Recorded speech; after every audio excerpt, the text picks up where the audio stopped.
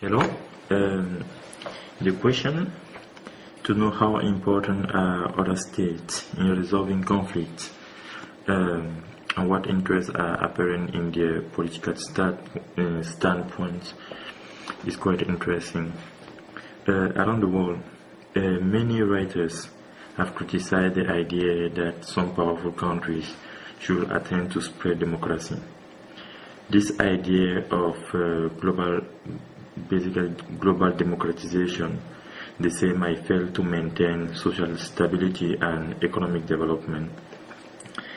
Some people will argue that powerful countries' interests will be advanced if the world contains more democracies. We totally know that democracy is closely linked to liberalism. Therefore, if powerful countries spread democracy around the world, this might be extremely helpful to originate ways to higher population benefits and to promote peace and international system. If I come to summarize the effect of conflict revolution around the world this past year, I think this has helped to advance many important values. We can include individual freedom from political oppression, deadly violence, and even hunger. But also, we have to keep in mind that this helps to keep powerful countries secure from terrorism, or basically away from terrorism. For other states or powerful states, the concept of resolving conflicts in a named country might be extremely helpful for citizens.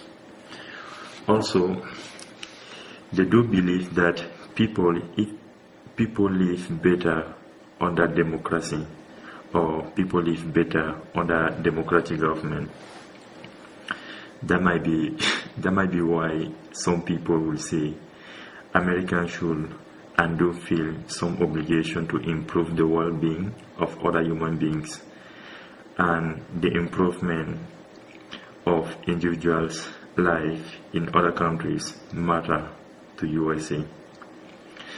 Basically or mainly because they cannot insulate itself. Yeah, USA cannot insulate itself from the world, and we all know that. But also, we know that democracy leads to liberty, and liberty is good. We know that basically liberal democracy are less likely to use violence against his own people. Nevertheless, with the claim of global democracy around the world, there are several critics on the action taken by the powerful countries in order to establish democracy. An example can be taken on the problem of Arab Spring, and one of the main examples can be taken in Libya. The international force operation, which is called NATO, has intervened in Libya in order to protect civilians against Gaddafi regimes. But if we know that people in Libya were calling out for desperate measures at that time because they knew that they were not secure. But that was problematic when Al Musa, the Arab League chief, said that what was happening in Libya deferred to the goal of imposing a no-fly zone, and what Arab League wanted was the protection of civilians, not the bombing of civilians.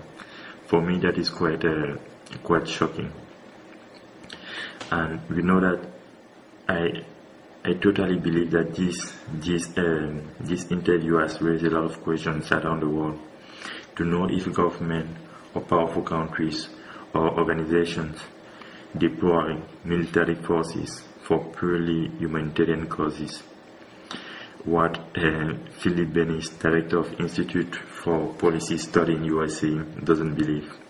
Basically, she doesn't believe that any intervention around the world is only and only for humanitarian causes. I think the concept of regime change around the world or into the world is extremely ambiguous. And this might be based on, and according to me, I think this, in today's world, this might be based on economic and political interests. Also, maybe some humanitarian causes, but I think very few. And some countries around the world need that intervention in order to welcome liberal democracy, in order to have freedom. And they are well known, some in Africa and some in South America.